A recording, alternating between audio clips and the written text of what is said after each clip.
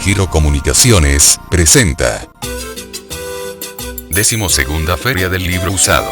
San Antonio, días 8, 9 y 10 de octubre 2011.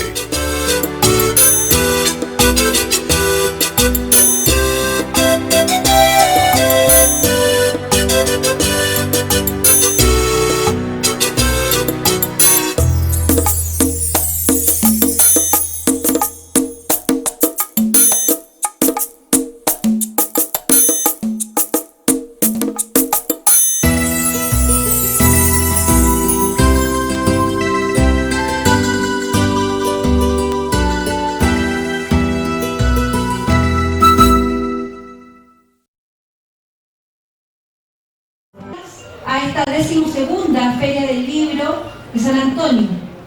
Saludamos la presencia del director de la Escuela de San Antonio, de la Escuela Industrial de San Antonio, don Waldo González, quien amablemente nos presta por 6º año consecutivo estas hermosas instalaciones que están renovadas. A la encargada de la Biblioteca Pública número 68, la señora Nancy de Ríos Cabezas. Al concejal Pedro Piña, representante de la Municipalidad de San Antonio. Al señor José Miguel González de Sur Asesores, al público que nos acompaña, a nuestros queridos libreros, a la Biblioteca Pública y a la agrupación de amigos de la biblioteca. A todos ustedes, muy buenas tardes. Tratando de dar un espacio para mostrar sus trabajos e ideas a personas, agrupaciones, compañías y talleres, además de la posibilidad de conversar y debatir sobre variados temas. La Biblioteca Pública Vicente Huidobro, junto a su agrupación de amigos, echan a andar esta fábrica de sueños a través de actividades que contribuyan a fomentar la lectura en nuestra comunidad, especialmente en los niños. Quiero agradecer a la ilustre Municipalidad de San Antonio, a la empresa Codelco, División del Teniente, y a la Escuela Industrial de San Antonio, en la persona del señor Waldo González Pérez, por el apoyo que nos brindan.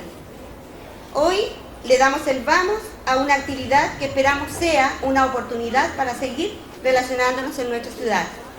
Agradecemos también a los libreros que año a año nos acompañan, siendo parte fundamental de esta feria, al público que nos visita, a las invitadas e invitados que con su presencia harán un imperdible este fin de semana largo. A todos quienes esperan que nuestra feria sea un punto de encuentro donde la lectura, el teatro, la música y todas las expresiones artísticas serán los protagonistas. Muchas gracias.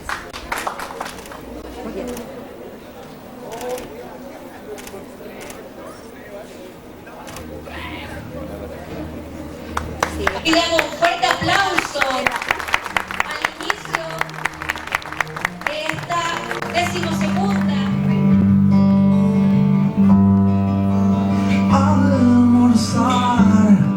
Es cada domingo preparar una venganza de bajo perfil, es colocar un cuchillo distinto.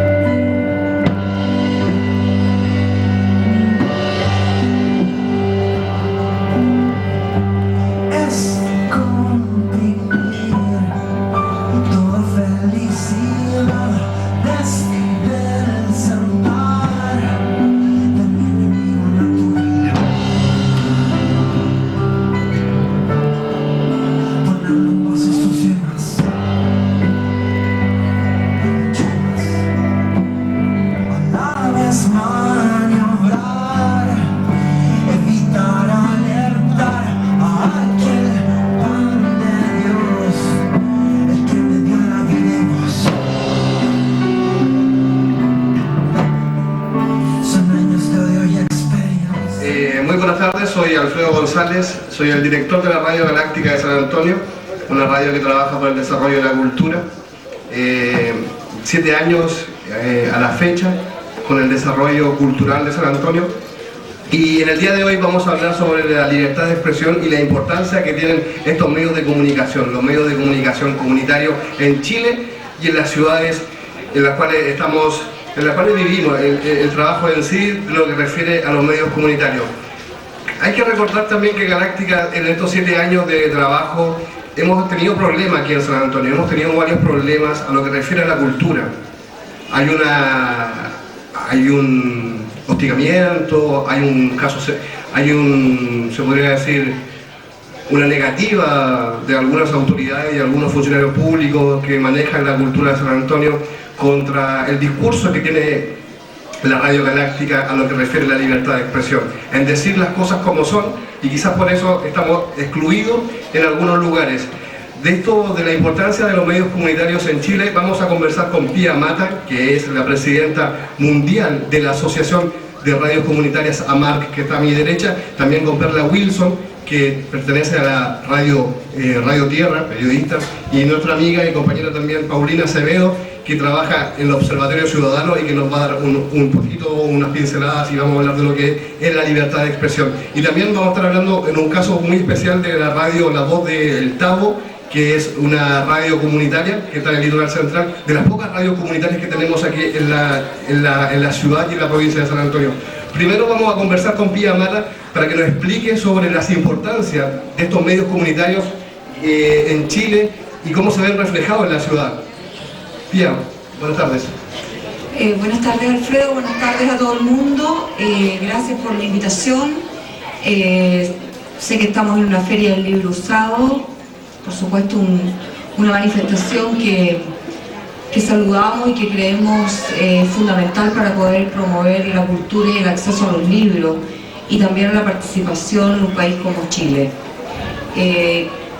Saludar también, por supuesto, los 7 años de la Radio Galáctica, que han sido sin duda 7 años con dificultades, 7 años también de resistencia por poder hacer una radio en San Antonio con una perspectiva cultural y también desde la independencia.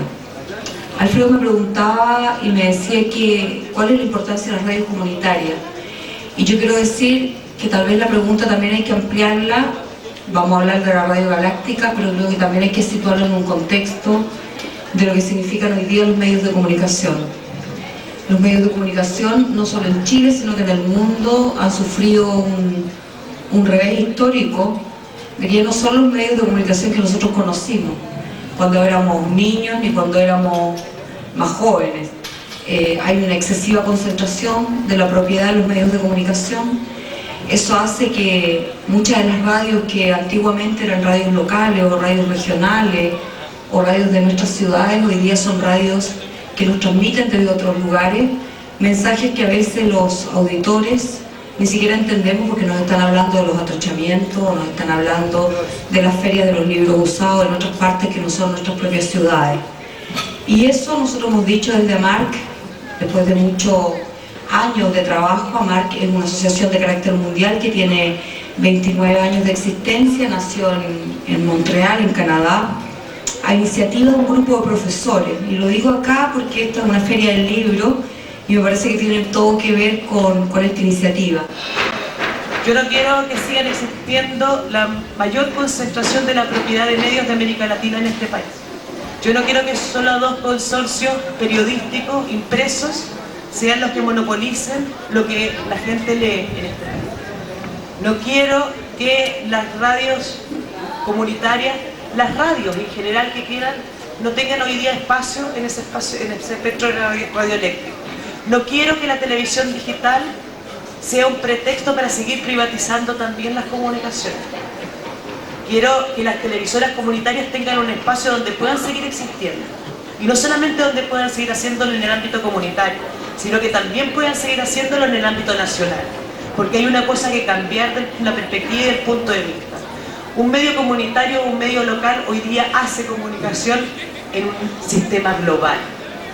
Así que no podemos pensar que solamente tiene que abastecerse de recursos locales y que solamente su publicidad tiene que ser acotada al medio local, porque quien hace comunicación desde San Antonio o desde la capital o desde Punta Arenas o Puerto Williams, lo está haciendo para esa localidad, pero también lo está haciendo para el mundo. Así que también es tiempo de que cambiemos la mentalidad en materia de comunicación. Nosotros nacimos como una radio AM, por ejemplo, en Santiago, en una ciudad que era otra ciudad en el año 91, cuando empezaron nuestras emisiones, donde no existía masificación de internet o los celulares eran muy pocos, existían uno que otro. Y bueno, la ciudad fue creciendo y el mercado radial también, así llamado, ¿no? Mercado radial, sufrió un cambio fundamental. Esto que hablaba Paulina, lo que antecedió también la PIA, muestran una sociedad que en el plano de las comunicaciones se mercantilizó absolutamente también. El año 90 no existía aún el intercambio mercantil de frecuencias radiales, por ejemplo, ¿ya? En los años 90 vieron la luz los primeros canales comerciales de televisión. Pasaron muchas cosas en estos 20 años y yo creo que la dirección de esos cambios fue para mercantilizar más las comunicaciones. O sea, y creo que el principal factor que hubo fue la concentración y la mercantilización de frecuencias que, como decía la Paulina, poco hacemos uso de ese derecho o tenemos la noción que las frecuencias radiales y de televisión son bienes públicos, no son bienes de consumo, ¿ya? Creo que el escenario político actual, el escenario cultural que ha puesto en agenda con mucha fuerza los derechos humanos en un sentido amplio, no solo los derechos civiles y políticos, sino también en el caso del movimiento estudiantil y de todo esto, el derecho a la educación. En 20 años también se mercantilizó como el que más la educación. Surgieron las inmobiliarias, surgieron las sociedades espejo, se lucró a diestra y siniestra con la educación, con bienes nuestros, o sea, con recursos estatales, con recursos públicos, con recursos colectivos, porque las universidades, como bien se ha puesto al tapete, reciben subvención del Estado para hacer lo que hacen, si eso es lo más curioso, ¿no? Y creo que eso también ha puesto en evidencia la conculcación de derechos que hay en general en nuestro país. Yo creo que la radio es el único medio que entra a sus casas sin pedir permiso. Y lo digo abiertamente porque así es.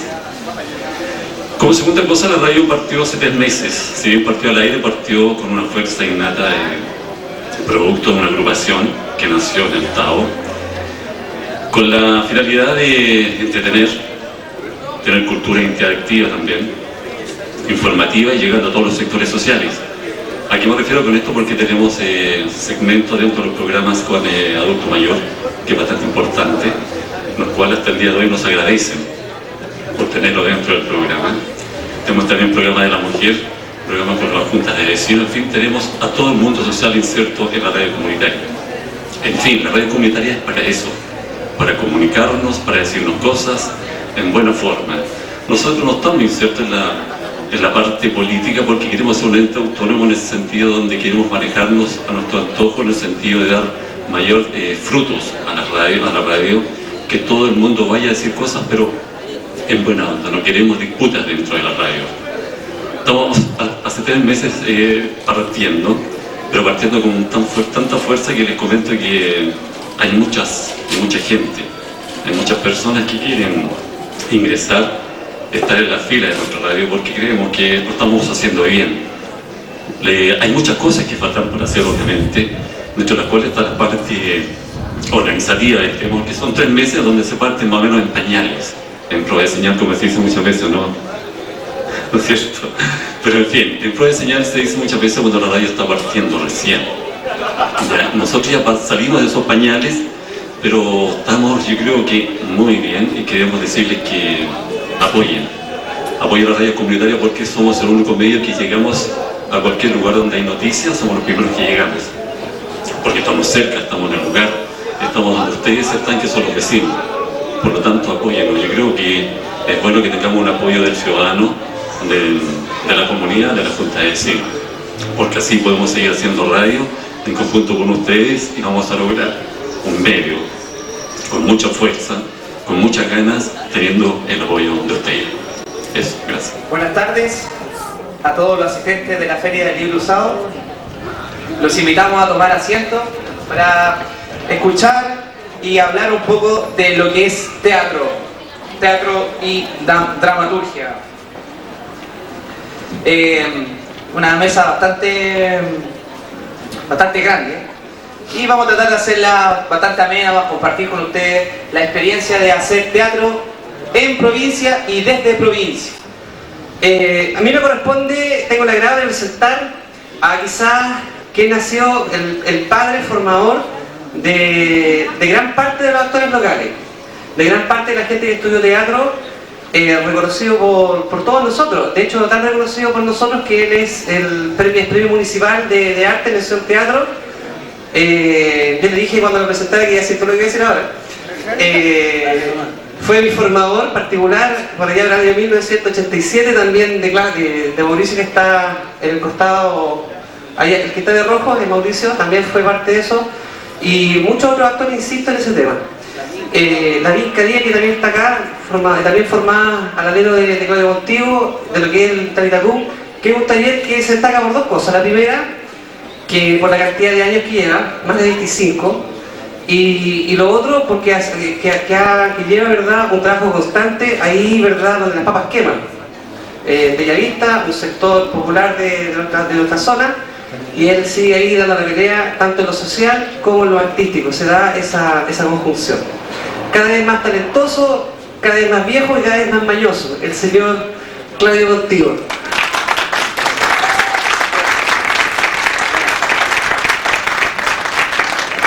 Siguiendo con la gente de San Antonio, dejo también en esta mesa al señor Mauricio Salazar. Muchas gracias, buenas tardes. Primero que todo, agradecer la invitación de la Feria del Libro Usado y también la gestión de nuestro compañero, amigo y hermano de tabla, Sebastián González, que gestionó esta mesa, así que bien por ti, Sebastián, y bien por el teatro que tenga este espacio acá, también a los organizadores. Sí, estamos con grandes invitados, es una mesa bastante bonita, especial, con alta historia, a pesar de la juventud de algunos y de la vejez de otros como Claudio. Una vez me lo hackearon y me pusieron fotos de la epidemia de cachureos. Para las tomas me dejan sin derecho a voto, soy un cero a la izquierda, no soy popular ni cuando tengo plata, me caliento con mi hermana, me gusta comerme los bordes del queso, no puedo sacarme la zapatilla en público, hago sonar el chicle, sorbeteo la sopa, cuando me río salta saliva, soy fome para los chistes, en la pichanga no me ponen ni al gol, cuando jugamos solo, la patada en la raja son todas para mí, cuando compro un completo, nadie me pide una mascada, nací por culpa de un condón roto, una vez le corrí mano a una compañera que estaba curada, nadie me manda mensaje de texto, para un paseo de fin de año, me quedo dormido y el bus se fue nomás, soy luce, me escondo en la ducha de educación física, soy más llorón que mi hermana, soy virgen, nadie me habla en el Messenger, para la fiesta de fin de año me dijeron que era en otra parte. Soy Hitler para los judíos, soy como la sal para un hipertenso, soy un Berlín para un diabético, soy el smog para los asmáticos, soy el McDonald's para los veganos, soy peor que Bush, me quiero matar con pan con Tanac, me quiero tomar un sorbo de clorinda, voy a almorzar vidrio molido, voy a colgarme de una viga para que se me pare la pichula, metería las patas en la escuela, metería las patas en un lavatorio con pichí y me pondría corriente. Si no hago eso, un día voy a entrar a la escuela y me voy a poner a jugar Doom con todos los que me lo hicieron. Una vez me dijeron que le gustaba una niña que era muy bonita y yo me declaré. Ahora les digo a todos que tengo sida y que si me siguen weando me los voy a culiar a todos. No tengo idea qué significa resiliencia. Soy un estorbo, soy turbio, soy ñoño, soy nerd. Señoras y señores, Luis Barrales.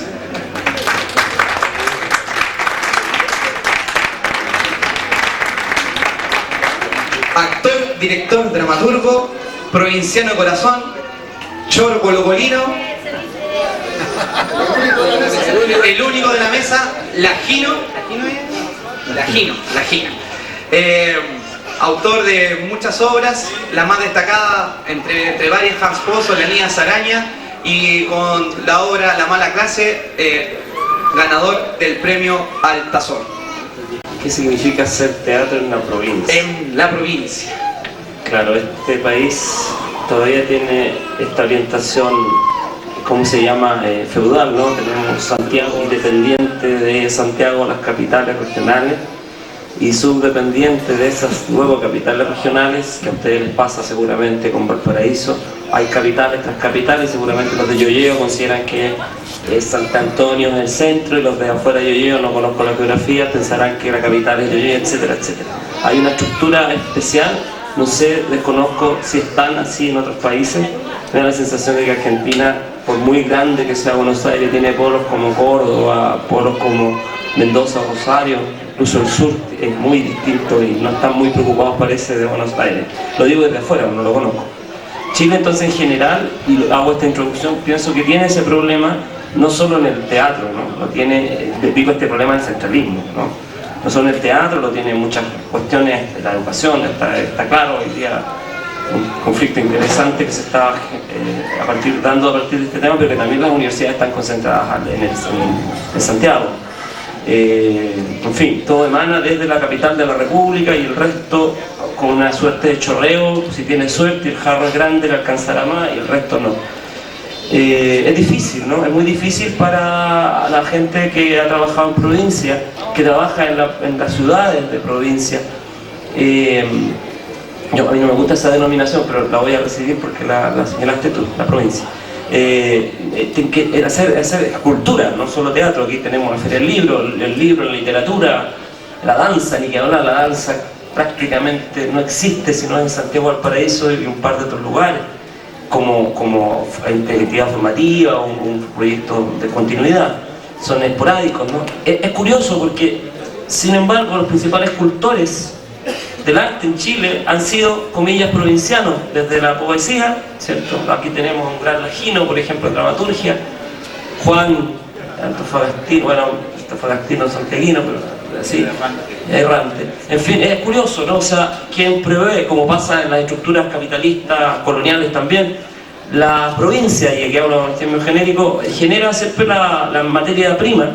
Sin embargo, quienes tienen los beneficios de ese trabajo, de esa obra, de ese producto, es la capital de la República. Es complejo. Hay unas cosas que yo lamento mucho, que pasan mucho con el teatro, especialmente porque se genera el efecto del espectáculo, y el paternalismo centralista hace que digan: vamos a llevarle, que es una frase que he escuchado muchas veces compañeros en Santiago, vamos a llevarle teatro a San Antonio, vamos a llevarle teatro a tal lugar. Nunca se plantean: traigamos teatro a San Antonio, ¿cierto? La pregunta San Antonio como tal, como provincia, es un pueblo chico, todos nos conocemos, todos sabemos quiénes somos. Todavía esa es la gracia de tener un pueblo pequeño, de estar en la provincia, como decimos, porque nos conocemos entre todos, ¿ya? Por lo tanto, este tema de ser o no ser mafioso se prestó para una gran humorada sanantonina con respecto a mi persona, que, bueno, después pasan a pagar, por favor, afuera antes de salir. Bueno, siguiendo con el tema, creo que el hacer teatro acá en la provincia de San Antonio tiene que ver también con el compromiso de escucharnos entre las distintas entidades sociales. Y creo que es súper importante, porque yo, no porque piense distinto a ti, en la provincia se da que no es nuestro enemigo el que piensa distinto a nosotros. Y eso nos da una gran facilidad, ¿ya? Creo que hacer el teatro o distintas actividades culturales o artísticas en la provincia significa que podemos sentirnos parte también de lo que somos. Yo siempre digo, en primer lugar soy sanantonino y después soy chileno. Por lo tanto, para mí, mi provincia es lo más importante. Por lo tanto, eso es lo que llevo al teatro. Sus personajes también, los personajes, las obras son de la provincia. Y hemos logrado salir más allá de nuestra provincia y demostrar que somos buenos. Y representar a todos los actores y teatristas de San Antonio, no solamente a nosotros. que es el último libro de cuentos, en el que hay muchos animales, pero justo voy a leer el cuento en el que no hay animales. Es el más corto. Se llama Pelos. Bueno, puede que haya animales, pero en sentido metafórico en este cuento. Llevaba más de 20 años sacando pelos con cera caliente. Se llamaba Sandra y usaba unos anteojos poto de botella que le deformaban los ojos, un par de discos detrás de los vidrios, mirada de anfibio. Trabajaba con Raúl, pero él cortaba el pelo con tijeras, el pelo de la cabeza. También lavaba, teñía y masajeaba cueros cabelludos. A Sandra de vez en cuando le armaba el peinado. Ella a cambio le arrancaba con cera y luego con pinzas los vellitos de por aquí y por allá. La vieron entrar esa mañana como una aparición. De golpe estaba ahí, frente a ellos. Sandra la miró y se dijo, ¿es posible? No alcanzó a formular una respuesta. Raúl dijo, permiso, permiso, y se fue al lavadero. Iba bien trajeada la mujer. ¿Qué se va a hacer?, preguntó Sandra. Todo, respondió con la vista fija en la pizarra donde se detallaban los precios de la pierna entera, la media pierna, la entrepierna, los brazos, el bozo, las axilas y el coxis. Se anunciaba también los valores del tratamiento del cabello. ¿Se puede? ¿Qué cosa? ¿Depilar todo? Claro que se puede, pensó Sandra. Todos los pelos son estirpables. Con buena voluntad, hasta el cuero se puede sacar, pensó. Y se le vino a la mente un pollo crudo listo para ser faenado, desplumarlo primero y arrancar de tirones el pellejo. Se saca la ropa y me la deja en el gancho. Los zapatos debajo de la camilla, trató de indicarle Sandra, pero la mujer se metió en el cubículo y la dejó con la frase a medio armar. La peluquera estuvo espiando unos segundos por un huequito abierto detrás de la cortina. Se afirmó bien los anteojos con la mano. Se fijó en que la mujer tenía el cabello crespo, resortes más que rulos en unas mechas grisáceas, y la cara poblada de pecas, muy blanca y atosigada de unos como tumorcillos en la piel. Era ella. Vio cómo se sacaba los zapatos, las medias y la falda tableada. ¿Será posible?, volvió a preguntarse. Raúl se acercó y le habló al oído. Sandra dijo, ¿pero cómo se te ocurre?, y escuchó lo que el colega repetía en voz baja. Lo miró y movió la cabeza de un lado a otro, como si fuera un péndulo. No me atrevo, le dijo. Entonces pélala bien pelada, la retó el peluquero, y volvió a lo suyo. Sandra tomó aire, las manos listas y a la obra, apoyadas en la cortina que ahora descorrían, preparados los dedos para agarrar la paleta y hundirla en la cera caliente. Cuando vio de cerca lo que había en la camilla, pensó que quizás ya era tiempo de cambiar los anteojos. Cerró y volvió a abrir los ojos. ¿Qué era lo que tenía enfrente? Sandra estaba habituada a los pelos, no a esto. Disculpe, la despabiló la mujer, la cara de pronto sorochada. No se preocupe, estamos acostumbrados, mintió Sandra. Un oso era lo que tenía al frente, no era una mujer, esa mata velluda. La escuchó carraspear, se fijó bien en las pecas, en la cara tan pálida y esas manchas más propias de las pelirrojas o de la gente demasiado expuesta al sol que del resto de la humanidad, y creyó verla ahora mismo en la televisión, añosa desde el origen, como nacida para ir hacia atrás y no hacia adelante. Había que combatir a los humanoides, reclamaba la mujer en la pantalla, con los ecos del himno nacional de fondo. Había que liquidar hasta el último extremista.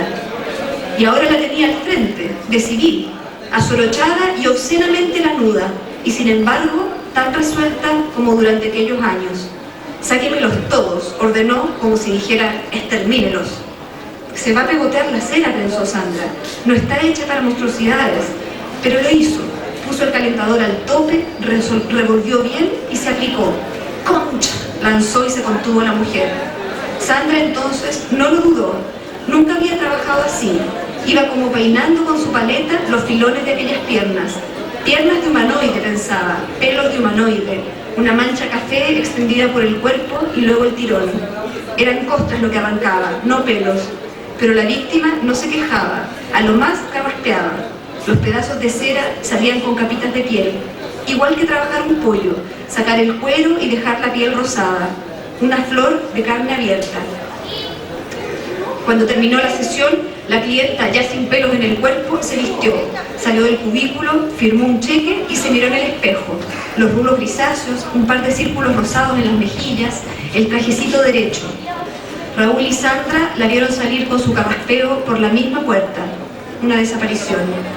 ¿Qué vamos a hacer ahora con la cera?, preguntó Raúl. «Votarla», dijo Sandra. «¿Cómo se te ocurre que la vamos a votar?», dijo el peluquero. Sandra volvió al cubículo, se ajustó bien los anteojos y procedió. Con la paleta fue revolviendo la cera aún tibia en el recipiente, los pelos embetunados, selváticos. Toda la razón. ¿Cómo la íbamos a votar?, pensó mientras vertía los restos de la ex ministra en un tarrito de café. Un pueblo valientemente, con fortaleza, ha estado defendiendo su tierra, sus tradiciones, su historia, su cultura, con un gran desafío por delante y con grandes dolores y sufrimientos. Repito, es un alto honor tener aquí a los representantes de una nación poderosa, una nación que ha dado ejemplos a este mundo entero, una nación que nos ha entregado líderes que muchos de nosotros conocemos. En realidad, el problema palestino, y también, por qué no decirlo, parte del problema de los países árabes que hay en estos momentos, y lo que llaman la primavera árabe, se busca su origen generalmente en problemas o religiosos o de cualquier otra índole, cuando en realidad los orígenes del actual conflicto, tanto en Palestina como en los países árabes, no es tan reciente. Y podemos retroceder, como dije en mi charla pasada, podemos retroceder a la situación imperante en los países árabes, eso es a comienzos del siglo XX. La situación era el dominio de la potencia del imperio turco otomano, del colonialismo turco otomano, que dominaba el mundo árabe, y el surgimiento del movimiento sionista mundial a cargo de un periodista como Teodoro Herzl, padre del sionismo, cuando en el primer congreso sionista realizado en Basilea, Suiza, en el año 1897, pidieron la creación de un hogar nacional para los judíos y eligieron 3 territorios.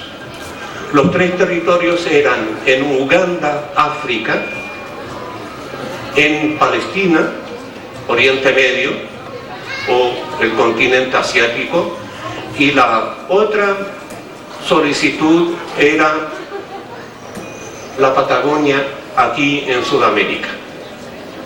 Al final se impuso la idea en el segundo congreso, realizado ya en el año 1902, de hacer el hogar nacional para los judíos en Palestina. Como Palestina estaba bajo el dominio turco-otomano, se le pidió a las autoridades turcas facilitar la entrada de judíos de religión, personas de religión judía, a Palestina para formar ahí un hogar nacional, cosa que fue rechazado por el imperio turco-otomano. Inmediatamente fue rechazado, hasta que estalla la Segunda Guerra Mundial. Entra en juego o en escena lo que llamaban las fuerzas del eje, Turquía y Alemania, y por el otro lado las fuerzas aliadas, Francia y Gran Bretaña. Entre ambas se reúnen en forma secreta y deciden que, una vez derrotada Turquía, conocidos como los acuerdos Sykes-Picot, una vez derrotado el imperio turco, iban a entrar a dominar el Oriente Medio británicos y franceses, repartirse el mundo árabe. Por lo tanto, nosotros los árabes veíamos que, si bien es cierto se podía expulsar al colonialista turco, solamente lo íbamos a cambiar por otro colonialista como el británico o como el francés. Pero también a la vez hay otros acuerdos Por ejemplo, fuera del acuerdo Sykes-Picot de repartirse el mundo árabe entre Francia y Gran Bretaña, también aparece el acuerdo o la promesa o la declaración Balfour, en que el ministro de Relaciones Exteriores del Reino Unido le envía una carta a un señor particular, como era el barón de Rothschild, en el que éste le indica que el gobierno de su majestad británica ve con buenos ojos la creación en Palestina de un hogar nacional para los judíos. O sea, Gran Bretaña, que aún no conquista el territorio palestino, dispone de un territorio ajeno para entregárselo a personas ajenas, totalmente ajenas al área o a Oriente Medio. ¿A quién se lo promete? A personas de religión judía llegadas principalmente de los países de Europa del Este, en su inmensa mayoría. Pero a su vez hubo otra promesa hecha por los británicos y franceses, que si los árabes participaban en la guerra a favor de los aliados y derrotaban y expulsaban a los turcos, Gran Bretaña y Francia le iba a entregar la total libertad e independencia a los países árabes o a los pueblos árabes. De más está decir que nada de esto se cumplió.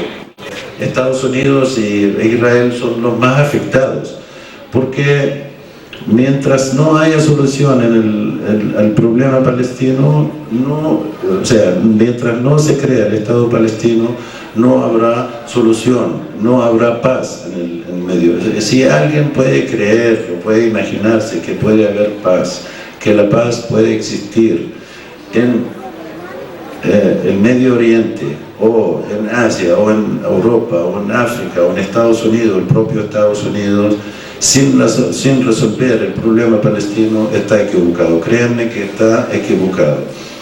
Hemos visto varios movimientos radicales que han perpetrado incluso ataques terroristas en varios países del mundo, en países europeos, en países africanos, asiáticos, en Estados Unidos, en nombre de, abogando,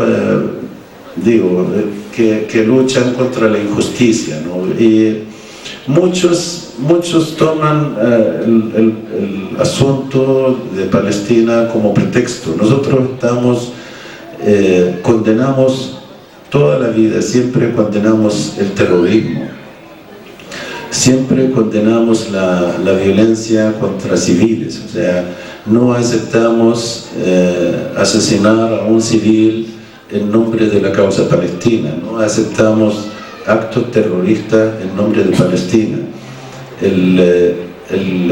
La lucha por Palestina, por la creación de un Estado palestino, por la liberación de Palestina, comienza en primer lugar por los palestinos. Y nosotros, cuando vamos a luchar por Palestina, coordinamos nuestra lucha. Aún así, condenamos el terrorismo, condenamos la violencia contra civiles, el asesinato de civiles.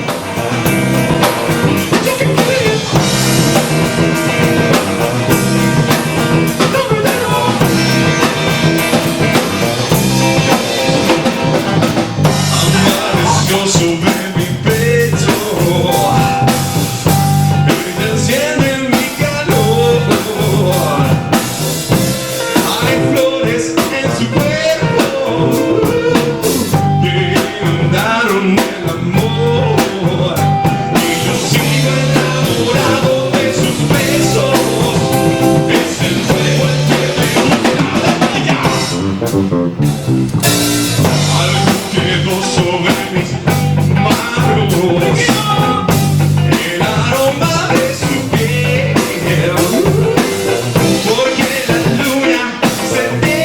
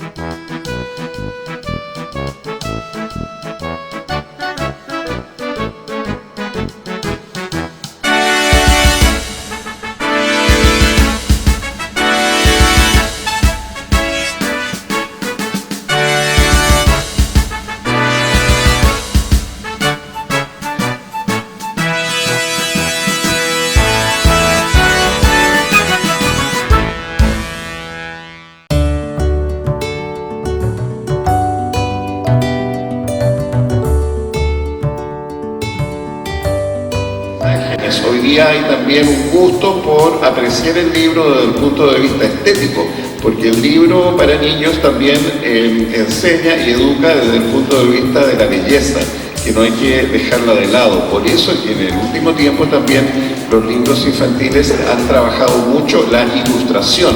Vean cómo los libros infantiles son inseparables del aspecto estético y de la belleza.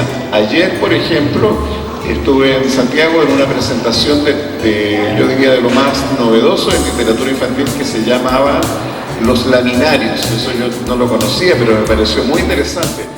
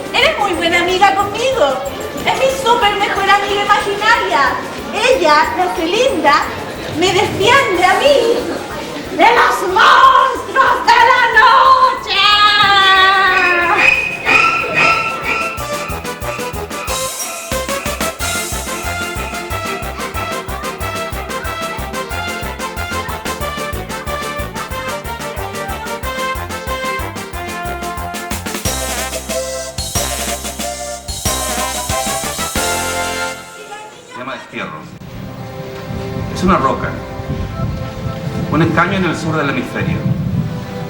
180 grados de océanos apriesan mis portales. Sonido de aguas me conmueve. Una ocarina de la ola en la cima de una ola, que me llama al mismo centro del abismo. Es silencio, sí, silencio que despierta, que me grita, que me aúlla en el destierro, que me implora. Canto de ninfa conversan las gaviotas de este piélago turquesa. Me sonrío y me emociono y calo tu profundidad y me rozo tus cadencias, cogido en partículas saladas del delirio. Y yo te amo, vida mía, y te beso a pozos sentimientos y te abrazo y mi egoísmo lo deploro y me entrego a la aventura en deseo conquistado, en instinto que pierde su armadura. Los espíritus se gozan, sí, los espíritus se gozan en cuerpos de fuego enajenados, y flotando en cojines verdes espumosos, brillan las fauces que me tragan. Dice, despertar, indicios, primores y fulgores. El verbo aleteaba en el jardín, y su aura gentil abrigó la morada. Planeta, tierra, residencia enamorada, de ángeles, naturaleza y un paladín, origen y destino de misión encantada. Y a su sombra, sino y ventura, mi alma, tú, el arte, la poesía, la ciencia, viento y marea, el trabajo y la ambrosía. Un brote, alma en la rama, su imaginación, todo el lenguaje, la cultura, una canción, ennobleció la residencia, hallazgo y contradicción. He imaginado a Vladimir gatillando en mi cabeza, pero no conozco Moscú, ni Georgia, ni San Petersburgo.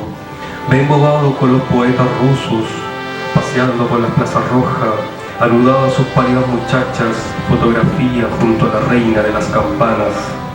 Vladimir ha errado el tiro a su cabeza, estaba escrito, no es en la sien. Ahora don Francisco lo hace pasar a la puerta B. El hombre del micrófono consulta, ¿dispara usted o disparo yo?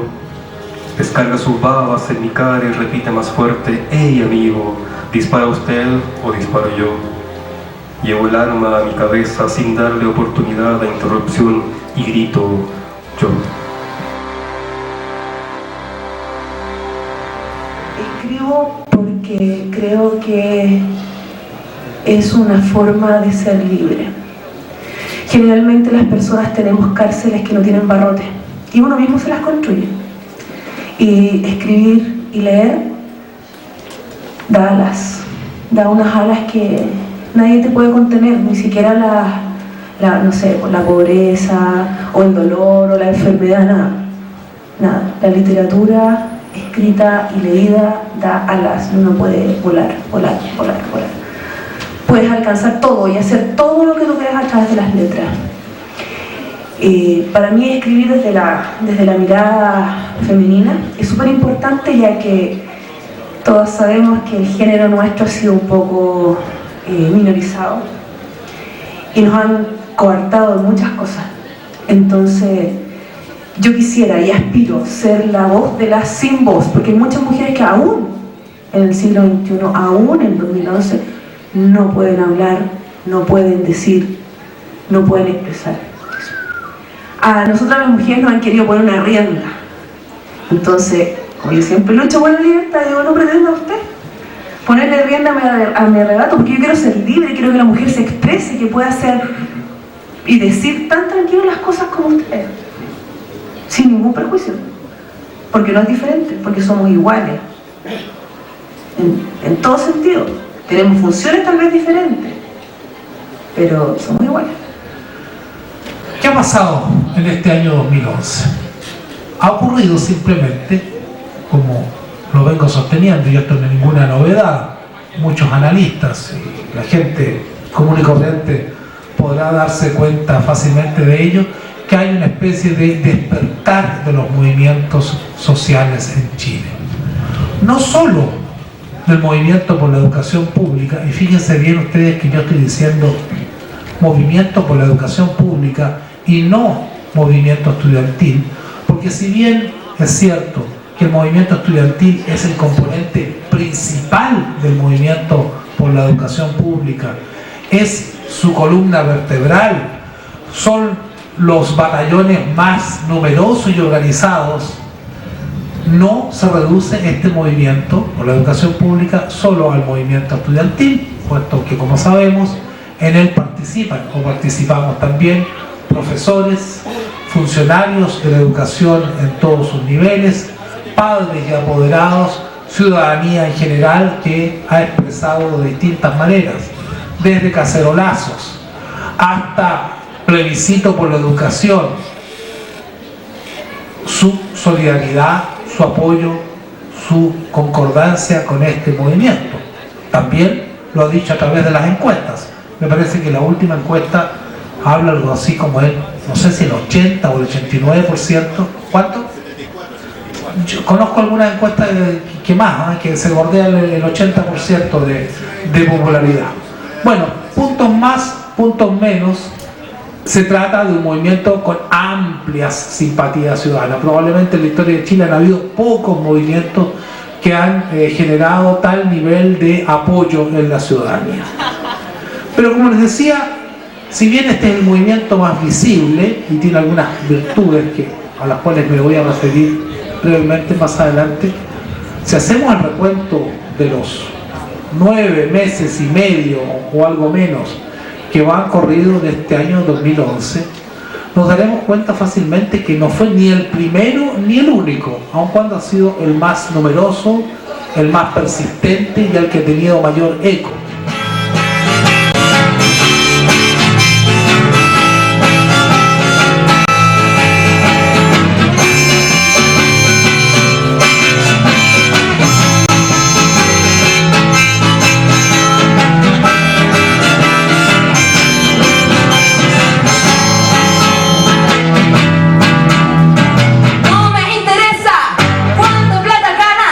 Yo sigo cantando blues hasta las 5 de la mañana.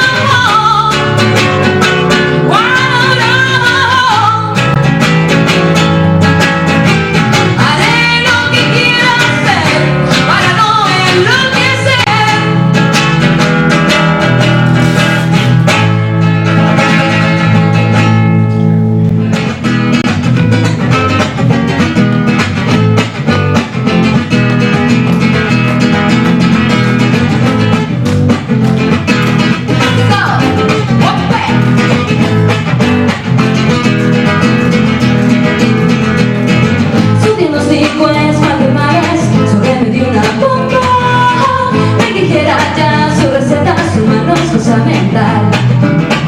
De cápsulas y tabletas, también en sus carreras, para calmar mi malestar, no me que no puedo más.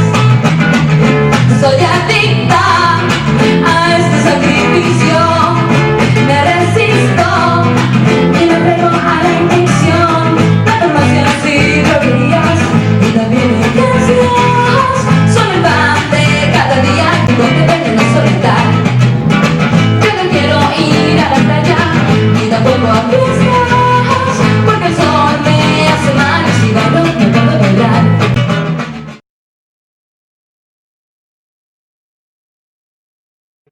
Bueno, primero contarles que este libro, que como bien decía justo se contó el año pasado que estaba en elaboración, hoy ya fue lanzado, está a la venta en varios puntos, ha sido enviado a todas las bibliotecas más importantes nacionales y a los colegios de casi toda la provincia.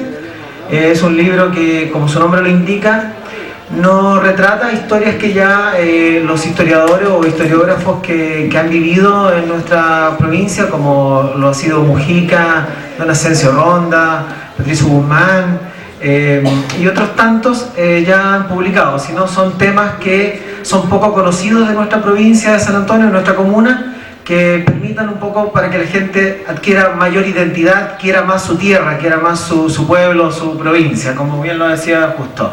Lo que tiene acá está dividido en varios capítulos. Algunos de ellos tratan de la historia y otros más bien aspectos de la historia natural. Entre los de la historia propiamente tal, por ejemplo, aquí están los naufragios entre 1600 y el año 2007, ocurrido en la costa de la provincia de San Antonio. También están, por ejemplo, la historia relacionada con la pérdida y caída del Teniente Bello en la zona de San Antonio, recordándoles que la última vez que se le ve al Teniente Bello, ¿cierto?, él está volando sobre los cerros de Cuncumén y nadie sabe con exactitud si cae en los cerros de la zona o se mete en la bruma costera y cae al mar, que es lo más probable que haya ocurrido, volando en un avión Sánchez Besa, ¿no? También está el paso del famoso naturalista que cambiaría la visión del mundo, Charles Darwin, por su paso por la zona, en el buque Beagle, y algunos mapas que él levanta, el capitán Fitzroy, que viene a cargo del buque Beagle, también están acá. Entre otros aspectos están, por ejemplo, algunos temas relacionados con aspectos de turismo de interés especial. Por ejemplo, están descritos los principales atractivos turísticos de la provincia de San Antonio, y además están descritos también algunas correcciones a una fotografía, por ejemplo, que estoy viendo acá, que era una fotografía muy utilizada en San Antonio, muy conocida por todos, que es la flota en 1922. Siempre había un error indicándole que los barcos estaban equivocados los nombres, así que nos propusimos investigar cuáles eran, y aquí se corrige. Hay varios aspectos parecidos, por eso se llama Nuevas Crónicas. Está también, por ejemplo, la historia de los cañones de defensa costera durante la Segunda Guerra Mundial, que estaban en el Faro Panul. Y las historias que hay acá, quiero decir justo, motivaron porque desde niño me iba a jugar a la caleta de pescadores, donde casi nací ahí, ¿cierto? Mis antepasados son pescadores brasileños que llegaron aquí en 1906 y ayudaron a formar la caleta de pescadores actual de Víctor Pacheco Altamirano. Y me iba a jugar a la grúa 82 en el Paseo Bellamar. Y en el Paseo Bellamar había una grúa que me llamaba profundamente la atención, y con el tiempo fui viendo desaparecer las otras grúas, la Titán, las grúas MAN, y nos propusimos en ese tiempo también con Luis Valderas, que anda por aquí en la feria, lo vi, rescatar un poco la información de esta grúa, y después se publicó en este libro lo que serviría después para declararla Monumento Histórico Nacional, para que siguiera perteneciendo a los pescadores, pero que en ningún momento pudiera desaparecer, y si era vendida se mantuviera dentro de la zona, de manera de que se preservara para los sanantoninos en el futuro. La historia de los cañones, por ejemplo, permitió, con el fundamento ya del libro publicado y con la exigencia de la misma información, solicitarle a la Armada de Chile que nos devolvieran uno de los cañones que habían existido aquí en San Antonio, y con ese fundamento es que pudimos, a través también del Museo y de la Hermandad de la Costa y otras instituciones, solicitar de vuelta uno de los cañones de 14 toneladas que estaban acá. Y también eso nació como un juego, porque en la casi guerra con Argentina en el 78, yo iba a jugar a los cañones de defensa costera que estaban arriba en el Faro Panul, que eran los cañones 4,7 pulgadas Vickers Armstrong ingleses, que estaban montados sobre los antiguos destructores tipo Serrano. Y los marinos nos permitían jugar a los soldados, qué sé yo. Con el tiempo y escuchando las historias de San Antonio aquí abajo, en la parte de Centenario, el sector San Antonio, de que habían túneles que bajaban del cerro y que llegaban aquí a Centenario, es que se contaba mucho en la caleta de pescadores, es que me propuse averiguar de qué era esa historia. Y claro, no eran tales, la verdad es que habían unos túneles que llegaban subterráneos a los cañones y a la Santa Bárbara. Y no eran los cañones que yo iba a jugar. En el mismo lugar donde estaban estos cañones Vickers Armstrong 4,7 pulgadas, me pude dar cuenta que habían existido casi 30 años antes de eso cañones más antiguos, que eran franceses, construidos en la Primera Guerra Mundial en 1914, habían sido traspasados a Estados Unidos durante la Primera Guerra Mundial, utilizaban distintos frentes de la Primera Guerra Mundial, y posteriormente en la Segunda Guerra Mundial Estados Unidos se los cede a sus países aliados, pero aliados entre comillas porque habían intereses yanquis, ¿cierto?, en los puertos de Caldera, Antofagasta, Tocopilla y San Antonio. Y ceden acá 4 cañones, 2 que estaban donde hoy día está el José Luis Norris. Recordarán algunos las noticias cuando construyeron el José Luis Norris que se encontraron con las plataformas de los cañones. Y acá arriba en Parul quedan 2, que estamos tratando ahí con la Armada de que sean transformados en el futuro en un museo de sitio, de manera de poder trasladar otro cañón de estos que se llaman Giselle Putot, de 155 milímetros, que la Armada de Chile los utilizó hasta 1980. Y eso parte con la edad muy chiquita. Los niños a los 4 o 5 años vuelven locos los papás haciendo preguntas.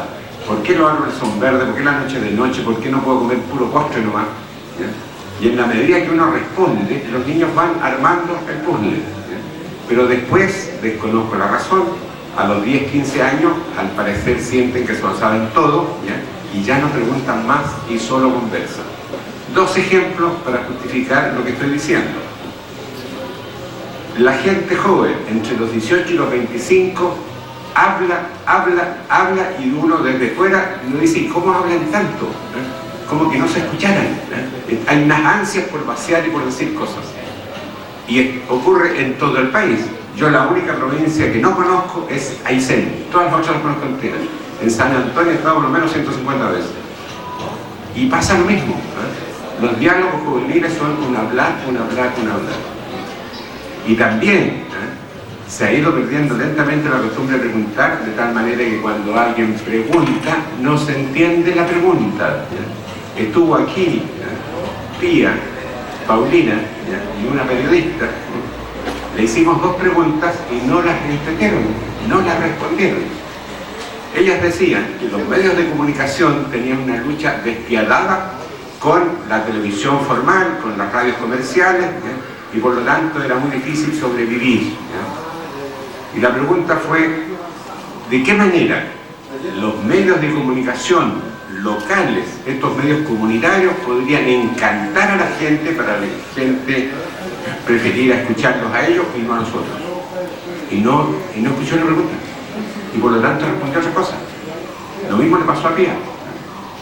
Le preguntamos si ustedes mismas dicen que la gente es absorbida, cautivada por la televisión, ¿de qué manera podrían los medios de comunicación comunitarios ayudar a liberar a esos auditores espectadores y ser cautivados por ustedes? Y tampoco respondieron a la pregunta, porque la gente no escucha preguntas, desea manifestar lo propio. Quizás es lo que me está pasando a mí, que estoy manifestando lo propio. Pero yo quisiera hacerme a mí mismo 4 preguntas. Me parece a mí, primero, que sería interesante preguntarse si uno puede hablar de la educación en Chile. Yo me atrevería con una respuesta, no, porque hay distintas formas. Uno tiene que reconocer que en Chile y en el mundo hay algunas actividades que son muy prestigiosas. El descubrimiento nuevo, la tecnología nueva, el aporte nuevo, el conocimiento nuevo, que hace que en este mundo estemos cada vez tecnológicamente mejor y científicamente más avanzados. Pero también este mundo tiene problemas. La salud, la guerra, las enfermedades, la falta de vivienda.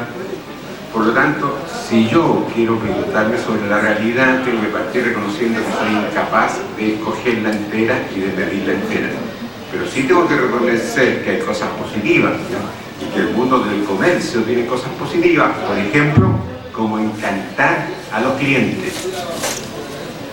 Y si eso ocurriera en el campo de la educación, si los profesores nos obligaran a tratar a los alumnos como clientes, para encantarlos, para seducirlos, para ganarnos su atención, sería mucho más fácil educar. Dejo puesto el tema, después conversemos al respecto. Segunda cosa que yo me preguntaría por qué hay gente como Guillermo y gente como Cristina que les interesa hablar sobre educación. ¿Qué es lo que los motiva? ¿Qué les anima? ¿Qué les impulsa? ¿Qué les impulsa a ustedes a estar en una feria y a estar escuchándonos a nosotros en este momento? De intervención donde los profesores podían, más que enseñarnos, ir formándonos en la vida, formándonos en las cosas que a nosotros nos gustaban.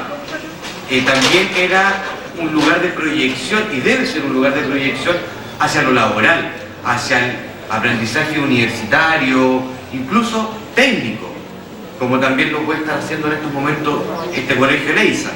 Y también un espacio netamente de integración social. Un espacio donde más que esté la competencia por la competencia de que yo me saqué un 7 o me saqué un 3 y soy un porro, perdonando la expresión coloquial, un porro de mierda, ser una persona que esté llana al aprendizaje, llana a poder vaciar y llenarse a la vez de cosas que nos vayan a servir a futuro. Porque muchas veces mis hijos me preguntan, ¿por qué me va a servir saber cuánto es 2 más 2? ¿Por qué? Porque lo hacen repetir como loro, 2 más 2, 2 más 2 es 4, 2 más 2 es 4. Pero yo una vez descubrí que 2 más 2 no es 4, porque es un sistema cartesiano, un sistema encuadrado en que nos van a proyectar para estar en una empresa o para estar en un lugar donde seamos mandados a hacer algo y no generar un sentido crítico para desarrollar una nueva sociedad. De hecho, estos movimientos sociales que se están dando hoy en día acá en Chile no es el único. Ya lo tenemos desde 1967 en Chile, cuando los estudiantes de la Pontificia Universidad Católica en Santiago cuelgan el primer pendón que dice: chilenos, el mercurio miente. Fue mucho antes del París del 68 en Francia. El corazón es un barrilete. El amor me atormenta en esta primavera del siglo, me clava el corazón con una flor y un caramelo, me retuerce con cantos y rezos de catedral derrumbada, me asfixia la voz que te desea nombrar. Arranco el corazón que late por botones placeres, con el puño de las manos que tiemblan y le temen al pecado. El corazón resiste, el corazón se niega. El corazón se desgarra punto a punto, abriéndose las venas, sangrando como un durazno. El corazón continúa su pulsar en el aire, respirando el mundo, asombrado de calles, ríos, bares, chocolate y esquinas, al ritmo de esa música de puerto mágico. Le ato los hilos tirantes de marioneta voladora, a favor del viento se desliza, con los movimientos espasmódicos, cuando corremos contra corriente y el corazón se eleva, vuela y se eleva y gira y vuela, haciendo las piruetas que todos imaginamos y soñamos. Prólogo, lo que leí yo por si acaso. Los relatos que se presentan en este libro son desarrollados en San Antonio y un cuento apocalíptico en Cartagena. Muchos de ellos son historias autorreferentes o en las cuales la poesía se metió por la tangente de soslayo culeteada. Los personajes que aparecen son reales en los siguientes relatos: Carlitos, El Tallo, El Guillo y Choro Pedro. Y me pisaste, guatón culiao. Los demás son producto de varias conexiones un tanto especulativas. El énfasis se establece en relatar historias ocurridas en el San Antonio Puertorío de Consejos. Un pueblo sin memoria no puede avanzar hacia el futuro. De ahí el intento por conservar y realzar personajes locales. Para los que nos visiten, aquí entrego esto: un humilde esfuerzo por contribuir al recuerdo de nuestros muertos y con ellos construir identidad, respeto y futuro. Para los que se quedan, como dice Chinoy, solo resistir. Y para los que van y vienen, un ancla con el labor de sindicatos y protestas, de fútbol de barrios y las chelas, la brisca, el perol, los poetas, la desidia y la pesca. La muerte no existe, la gente solo se muere cuando la olvidan. Yo creo, a los que me están escuchando, de que en nuestro país existe un grave pecado. Y que es el siguiente, sobre todo los que nos dedicamos a la historia de nuestro país, a la búsqueda de personajes, de antecedentes. Yo creo que van a pasar generaciones y siempre se va a volver sobre los mismos temas. Hay un pensador italiano, Benedetto Croce, que decía que toda historia es contemporánea. Y es cierto, es decir, cada instancia del desarrollo histórico te va dando una visión diferente de los hechos. Hoy en día podríamos decir, ¿quién le interesa la historia de Roma si está todo escrito? No, no está todo escrito, y no solo por los hallazgos nuevos que se hagan, sino por la sencilla razón de que hoy en día los valores que predominan en el mundo son los valores económicos. Entonces yo, que estoy imbuido de esos valores, ¿cómo voy a atacar la historia? Justamente con aquellos valores que están compenetrados en mi manera de hacer la historia desde el punto de vista bibliográfico. Es decir, cada periodo tiene una rebúsqueda de la verdad. Yo soy un escéptico en cuanto a que la historia hace una ciencia, y por lo tanto todo lo que podemos escribir siempre va a tener otro sentido, otra visión, discutible o no. A mí me han dicho, me lo acaban de decir, y muchas personas me han preguntado, en función de los que creen que yo tengo un determinado pensamiento político, que finalmente todo está implicado, la interpretación de la historia y la posición política que uno tenga. Entonces hay mucho prejuicio acá. Y me dices tú, ¿por qué escribiste Manuel Bulnes? Soy el Manuel Bulnes. Cuando es un hombre conservador, si tú no eres conservador, eres un hombre representante del autoritarismo en Chile, de la República Conservadora, como bien dijo él, ¿no? Y tú eres un hombre que no se siente ligado a ese tipo de ideales, es decir, el encasillamiento. Eso es lo que a mí verdaderamente me molesta. Yo creo que cualquier personaje o cualquier época que nosotros estemos dispuestos a enfrentar como historiadores, te va a encontrar con nuevas alternativas interpretativas. Bueno, ¿por qué escribí sobre Bulnes? Porque descubrí, entre comillas, que en este país casi no se había escrito nada sobre él. Y sin embargo, todo el periodo de Bulnes se considera como el periodo de modernización de Chile. Oye, si salimos de la siesta colonial, donde prácticamente era un país de una ignorancia extraordinaria, hay que pensar que este país, ¿no?, fue el último en crear, o donde se creó una universidad estatal, la Real Universidad de San Felipe, y donde predominaba la enseñanza de primeras letras, la Iglesia Católica. Es decir, la Iglesia entregando todos sus dogmas, estamos aquí entre la cruz y todo, medio pecaminoso lo que estoy diciendo, entregando todos sus dogmas, ¿no es cierto?, todos sus dogmas, la escolástica más brutal para enseñar las primeras letras.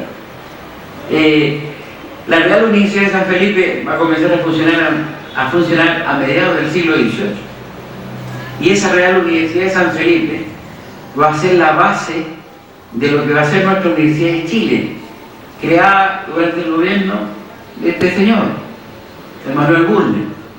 Ahora, Manuel Bulnes, el general Guaso, como le decían, es un hombre de Concepción. Y fijarse que dentro de esta indagatoria, y yo hice sobre su figura y su trascendencia, me encontré con la sorpresa aquella que lo dije hace un momento, que prácticamente no había libros sobre él. Hay un libro que escribió un hijo de él.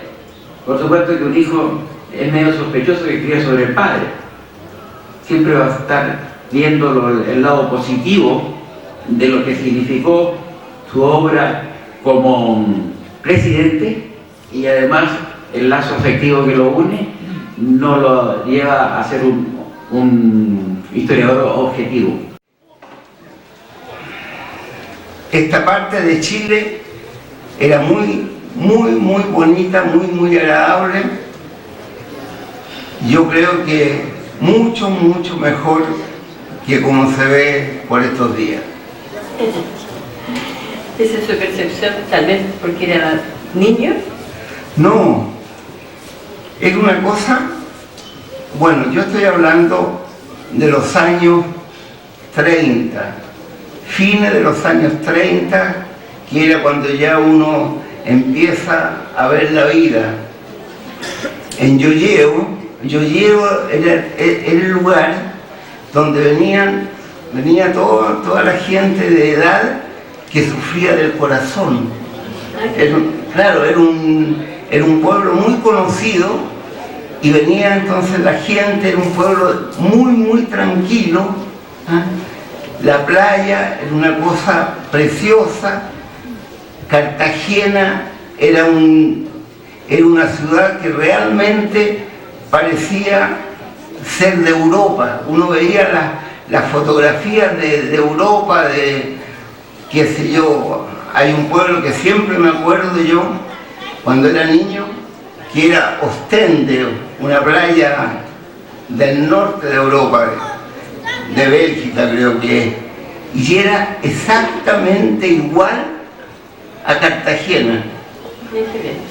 Era una cosa muy linda. Yo creo que la gente que tiene la edad que tengo yo, que voy acercándome peligrosamente a los 80 años, tienen que acordarse de eso.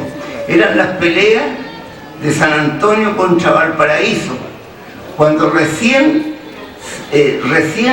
se había terminado de armar el molo, se había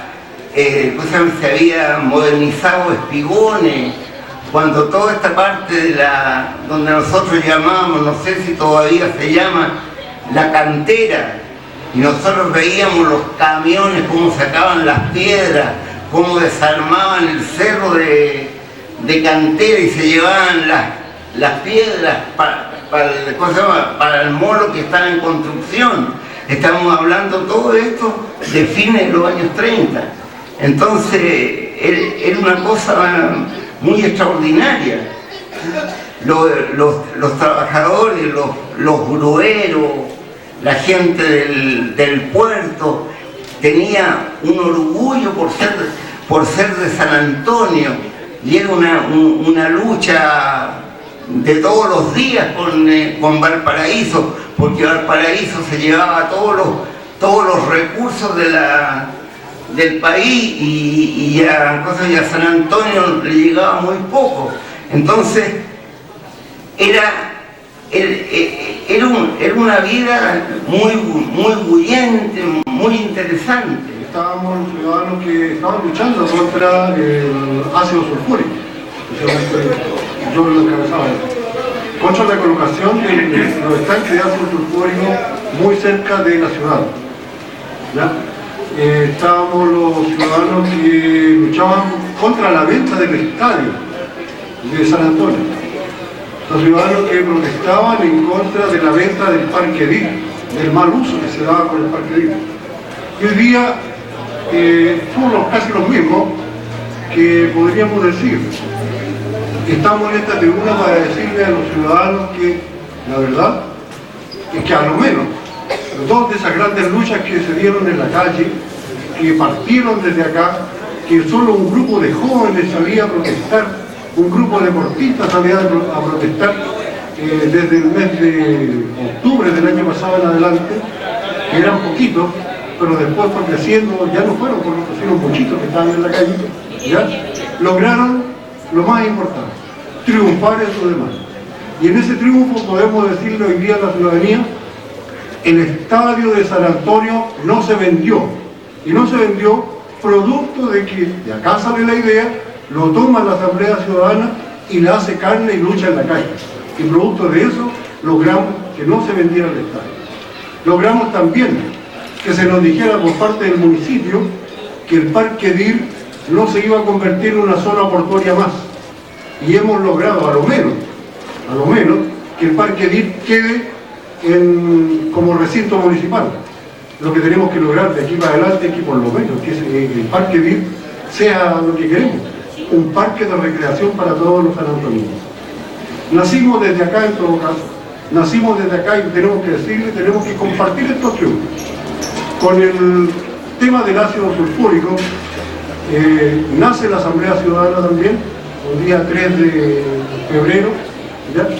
Y ese mismo día logramos nosotros, producto de las luchas que se dieron en la calle junto con la ciudadanía, ¿ya? Logramos paralizar el proyecto. Le quebramos por primera vez la mano a un gigante, que era Codelco. Posteriormente, la Asamblea Ciudadana y el Comité de Defensa del Medio Ambiente siguieron, ¿ya? El comité en realidad siguió negociando por mandato, esto hay que reconocerlo, de la Asamblea. La Asamblea no quiso negociar con Codelco y nos entregó a nosotros el mandato también para negociar con ellos, en el sentido de el traslado de los estanques de ácido sulfúrico. Hace 2 meses atrás logramos quebrarle nuevamente la mano a Codelco y aplazar este proyecto por 6 meses más hasta el mes de mayo de este próximo año. Y hoy día podemos decirle a la ciudadanía de San Antonio, con mucha autoridad moral, que lo más probable que es los estanques se queden donde están, o bien sean trasladados 300 metros más al sur en la misma línea. Es decir, habremos triunfado una vez más. Una cultura, estamos hablando de gente que habita y vive de la pesca, y en esa playa en particular. Entonces eso me parece que hay que relevarlo y hay que de alguna manera ponerlo en tribuna, porque si no estamos ante, como les digo, ante la extinción de una forma de vida, la extinción del medio ambiente, la extinción del ecosistema, y me parece que hoy en día poner en juego, digamos, los recursos naturales y la vida de las personas me parece bastante inapropiado por el mal entendido desarrollo. Nosotros lo que estamos planteando en definitiva tampoco es negarnos a la expansión del puerto, sino que sea una forma distinta de poder expandirse. O sea, ¿por qué no darle la oportunidad al puerto que sea un puerto verde? Uno de los pocos que existe en el mundo y que pudiese compartir con el medio ambiente, que pudiese compartir con la comunidad y de esa manera poder desarrollarse de otra forma. Eso. Bueno, yo les presenté un trabajo de tesis que hice sobre el estuario y la desembocadura del río Maipo, más bien del humedal del río Maipo. Un trabajo que inicié para terminar la carrera de geógrafo. Por lo tanto, es una visión desde el punto de vista de la geografía. Lo que ahí se planteó fue que todo territorio tiene recursos territoriales, tesoros territoriales, digamos, que bien pueden ser usados en el desarrollo local y en el desarrollo sustentable. Esto fue un lineamiento, un planteamiento que se fue desarrollando, y en el ámbito de la investigación se descubrió que la desembocadura y estuario del río Maipo es un humedal. No es una cosa que no es que he descubierto yo, sino que muchos autores lo han dicho ya. Hoy día en la mañana tuvimos una charla con José Brito que le explicó muy bien las características biológicas del humedal, pero lo importante es que ese humedal es un tesoro biológico. Si ustedes lo conocen, es digno de ser visitado por todos. Es un sector donde vienen aves migratorias. Según el último censo que nos relataba José Brito, creo que llegaban 20.000 aves en esta temporada. Eso se enmarca dentro de un corredor biológico donde hay una serie de otros humedales costeros a lo largo de la provincia. Lo que se plantea en esta tesis es que ese humedal, por ser un tesoro territorial, tiene que estar protegido, porque al estar protegido se salva de la destrucción que constantemente le están haciendo actores humanos, digamos, foráneos.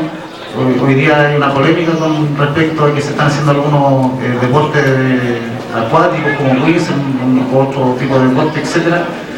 Y bueno, por el lado de San Antonio, por la ribera norte del río Maipo, digamos, ese sector ha sido utilizado como basural. Es increíble como uno de los territorios más ricos en avifauna que tiene la provincia de San Antonio se esté desperdiciando de esa forma, se le esté ensuciando, se le esté contaminando. Entonces la postura es lograr la protección de ese humedal. Hay distintas formas de protegerlo, ya como santuario de la naturaleza, etc. Pero la idea es llegar a la máxima protección al cual puede aspirar, que es un sitio Ramsar. Sitio Ramsar significa que es un humedal de interés internacional. Por lo tanto, hay una comisión Ramsar, que es un organismo internacional al cual Chile está suscrito, y esta organización declara a estos sitios como interés internacional y los puede promover alrededor de todo el mundo. O sea, nosotros tenemos un tesoro aquí en nuestro territorio, que es un sitio natural que al estar protegido puede ser visitado por personas, investigadores, ornitólogos, gente que está, no sé, a mano en cuanto a lo que es la biología, venir a investigarlo, que ese mismo sitio sea declarado un parque también de la naturaleza. Hay un decreto municipal de la Municipalidad de Santo Domingo que por lo menos la Ribera Sur lo tiene protegido como parque de la naturaleza, pero a nivel municipal. La Universidad Católica a principios de los años 2000, ya a finales de los años 90, trató de hacer una especie de laboratorio al aire libre, se crearon una especie de mirador, etcétera, pero el proyecto fue abandonado. Cuando yo me entrevisté hasta el año pasado era el presidente del Instituto de Estudios Costeros de la Universidad Católica, él decía que ese es un sitio importantísimo dentro de lo que es la ecología costera del Chile central, y habían hecho los estudios para ya declarar los Ramsar. Aquí mismo, en la primera charla que se dio hoy día, José Luis Tito también plantea en su libro sobre la boca del río Maipo, la cantidad de biodiversidad que tiene. Ese lugar es tan importante que cuando yo lo cité precisamente como una especie de hipótesis, prendió de tal forma que ahora pasó a ser un clamor ciudadano. Es decir, mucha gente que no sabía el tesoro que teníamos nosotros como sanantoninos, empezaron a gestionar para que en algún momento ya los ciudadanos y los vecinos nos pusiéramos de acuerdo para presionar para que ese sitio sea declarado sitio de protección. Los municipios tienen 3 elementos con los cuales planifican, o sea, 3 herramientas de planificación. La primera es el Plan de Desarrollo Comunal, lo que seguramente ustedes deben haber escuchado como PLADECO. Es un conjunto de instrucciones y de lineamientos que permiten al municipio establecer ciertas metas y cumplir con ciertas expectativas a nivel comunal. El otro instrumento es el presupuesto municipal, que es un instrumento de planificación año a año. Y por último, el tercer instrumento de planificación con el que cuentan todos los municipios de Chile son los planes reguladores. Un plan regulador básicamente es una herramienta que le permite a la ciudad definir su crecimiento, definir la manera como se relaciona entre los barrios, la estructura vial, y básicamente contempla la definición de tres elementos. Por un lado, la vialidad estructurante, es decir, las vías importantes, las avenidas, las calles, etc. Por otro lado, los usos de suelo, donde se puede hacer qué, es decir, las áreas destinadas a equipamiento, a cultura, a vivienda, etcétera, etcétera. Y en tercer lugar, la intensidad de este uso. Es decir, nosotros podemos tener un uso habitacional, pero también el instrumento de planificación dice si este uso es en 2 pisos, 3 pisos, 10 pisos o torres, qué sé yo, con una alta densidad. Esos 3 elementos los define un plan regulador. Ahora, en teoría ese instrumento debiera ser absolutamente conocido por todos los ciudadanos. O sea, no solamente conocido, sino que además debiera ser compartido por todos nosotros. ¿Para qué? Para que el momento que ocurra algo, es decir, alguien construya algo, sepamos que ese algo estuvo en acuerdo mucho antes de que se construyera.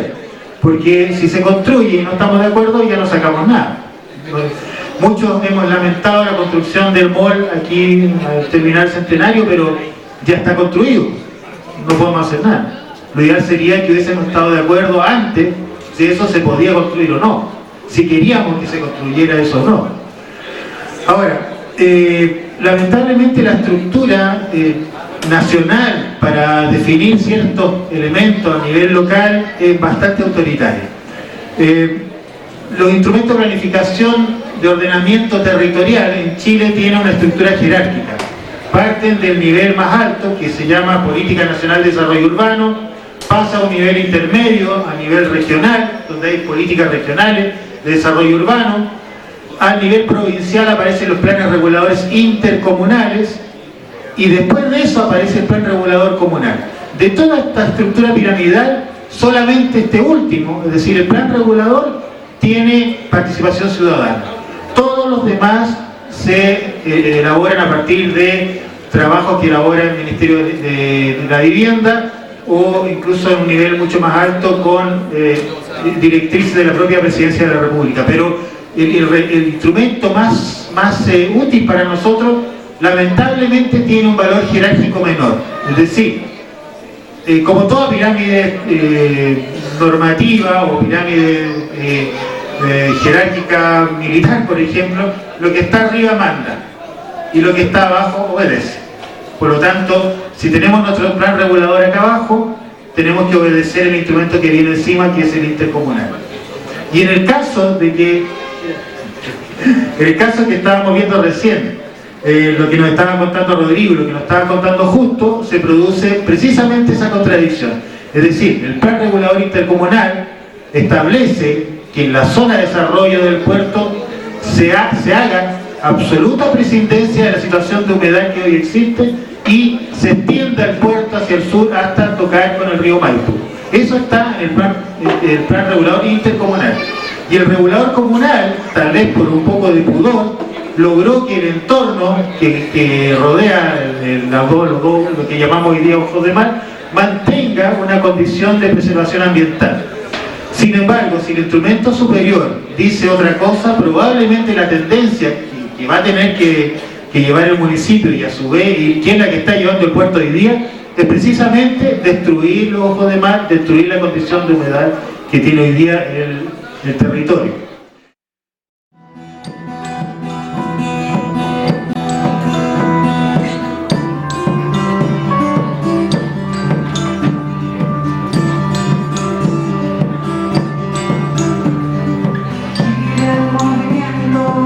Cualquier dirección se sumerge en la tierra y se hace volador.